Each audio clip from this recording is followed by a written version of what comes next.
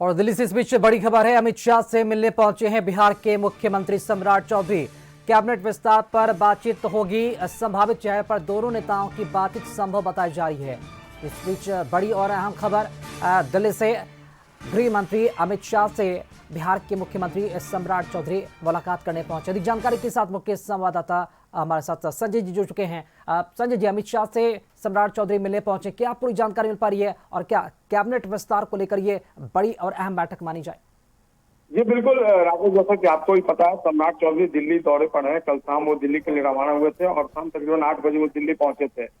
और आज सुबह से ही कई नेताओं से उन्होंने मुलाकात की है। केंद्रीय मंत्री गजेंद्र सिंह हो या फिर जीतन राम मांझी हो, इसके अलावा विनोद तावड़े जो बिहार बीजेपी प्रभारी हैं, उनसे भी उन्होंने मुलाकात की है।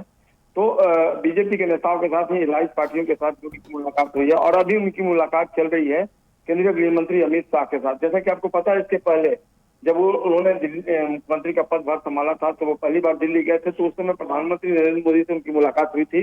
लेकिन केंद्रीय गृह मंत्री वेस्ट बंगाल के चुनावी दौरे के व्यस्त थे, तो उस दौरान उनसे मुलाकात नहीं हुई थी। और कैबिनेट का संभावित जो एक्सटेंशन है वो भी 6 तारीख या 6 तारीख के बाद कभी भी हो सकता है। तो ऐसे में संभावित चेहरों को लेकर भी उनके बीच बातचीत संभव है और चेहरों पर मुहर लगनी है। कल उन्होंने नीतीश कुमार से मुलाकात की थी और जेडीयू खेमे से कौन से लोग मंत्री बनाए जाएंगे, इसका एक कल खाका तैयार हुआ था और उन सभी संभावित नामों के साथ वो दिल्ली गए हैं।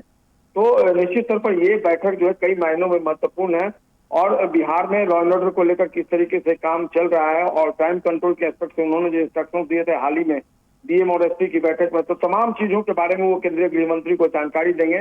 और खासकर कैबिनेट एक्सटेंशन के लिहाज से यह बैठक बेहद महत्वपूर्ण मानी जा रही है।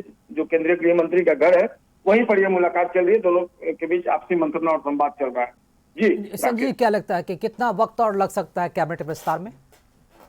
देखिए, बहुत ज्यादा डिपेंड करता है कि वेस्ट बंगाल में क्या रिजल्ट आता है। तो ये पहले से तय था कि वेस्ट बंगाल का जब रिजल्ट आएगा उसके बाद ही कैबिनेट का एक्सपेंशन होगा। और जो जानकारी मिल रही है सूत्रों के हवाले से, ज्यादातर पुराने चेहरे रखे जाएंगे, लेकिन कुछ सीटें खाली रखी जाएगी राजनीतिक समीकरण के लिहाज से। तो आने वाले समय में ये दूसरा जो कैबिनेट का एक्सपेंशन होगा ये फाइनल नहीं होगा, इसके बाद भी कैबिनेट एक्सपेंशन की संभावना जताई जा रही है और कुछ सीटें रखी जाएंगी बीजेपी और जेडीयू खेमे से, ताकि भविष्य में जब विस्तार किया जा सके कैबिनेट का तो वो पोस्ट जो है वो खाली पद जो है वो काम आएगा।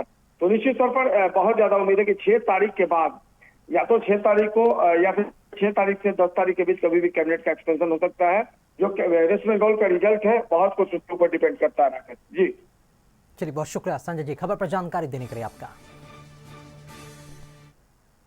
और अभी